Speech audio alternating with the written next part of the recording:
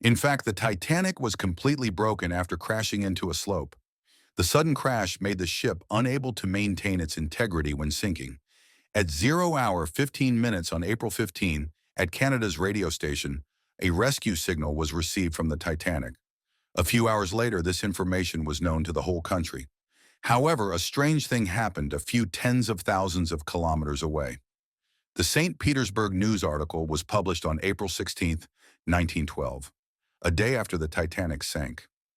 The first page of the newspaper is information about the meeting of the Duma of the Russian state.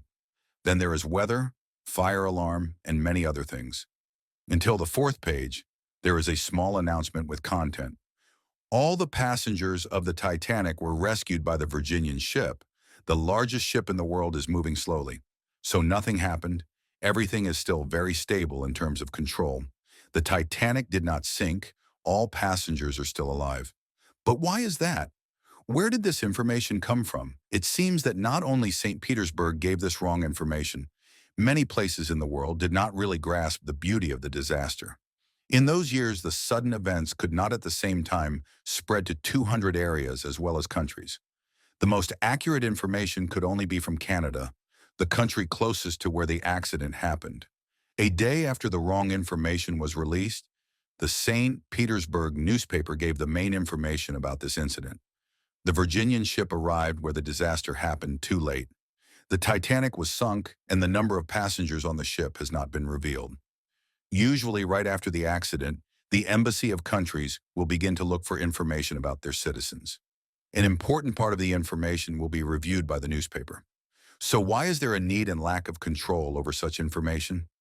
In the early 20th century, the U.S. economy developed like a storm. The migration to the U.S. to find a better life is happening globally. The Americans need cheaper and richer resources to develop the economy. And of course, our workers cannot go to the top of the Titanic.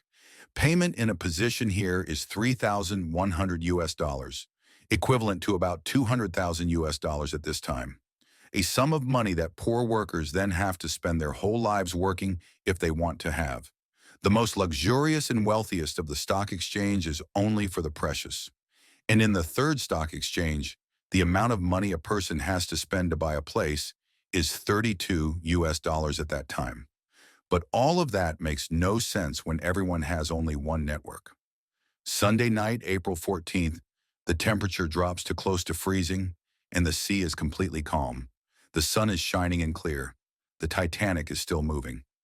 Captain Edward Smith may have been careful before the warning about the iceberg received signals in the previous days, changed the journey of the Titanic about 18 kilometers to the south of the usual ocean. That caution is really good, but that is still too little. Before that, at 13:45, a message from the SS America ship warning that there are large icebergs south of the Titanic's route, but the warning was transferred to the aquarium and not transferred to the captain's command post. Late at 21:30, another report about many large icebergs on the Titanic's route was received by two employees in the radio room. This time from another ship, these warnings were not transferred to the captain.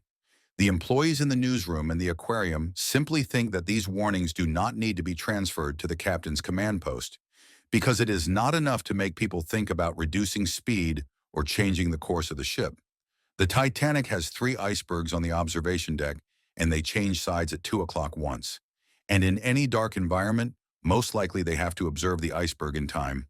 But they forgot that the weather is not as short as they think. The sky is not clear, no wind, no fog, and the dark side of the iceberg is facing the ship. These elements make the observers become useless, no more, no less. Everything seems to be against us in the pitch-black darkness. At 23:39, when we are in the Newfoundland area, in extremely eastern Canada, this member of the team has noticed something extraordinary. That is the iceberg, and the ship is heading towards it. They quickly shrugged 3 times and called the captain. Officer 6, James Moody, said, "Are you there?" Flathead said, "Yes, what do you see?" Moody replied, "The iceberg is in front of us." The short conversation ended, Moody quickly informed Officer Murdoch, but it seemed to be too late. The iceberg was too close. Murdoch also realized in order to turn the ship all the way to the right. That little effort was not effective. At 23:40, the people on the ship were preparing to take on the mission because the ship was getting closer and closer to the iceberg. It was too late. The ship crashed into a dead end. Exactly 27 seconds after an emergency announcement about the iceberg, the hull of the ship hit the iceberg. There were many holes in the hull, causing the components below the seawater to collapse. The seawater fell into the hole. Of course, the Titanic has a very good water pump. Everything will be fine if there are about 4 holes in the Titanic that are submerged. But the iceberg was too strong. The water instruments were blocked when the water began to flow into 5 holes, more than 1 hole compared to the level that the Titanic could reach. Captain Smith was informed about the iceberg. He ordered the whole ship to stop immediately when he arrived at the captain's hole to look at the situation.